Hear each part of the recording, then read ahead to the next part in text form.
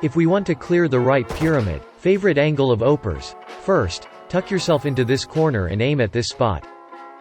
Assuming that you already know how to jump throw, just do it properly and you're good to go. This is best for clearing Opers holding this angle. Your team can now enter the site without worrying getting picked by Op in this spot. Next, if we want to clear the stairs, just line up your ultimate's icon to the center of this wood and do the jump throw. Placing swarm grenade. Me personally, loves to camp in this spot to prevent the enemy team from entering the site freely.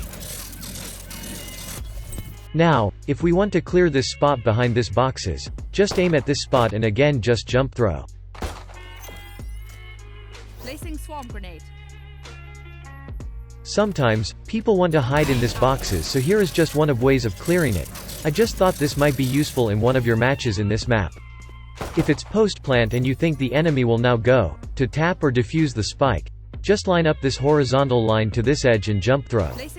Just bear in mind that you must throw it early because it takes time for your nanoswarm to land and get activated, so be cautious or this might cause you some rounds. I hope you find this helpful. Thank you for watching. Don't forget to like, comment and subscribe.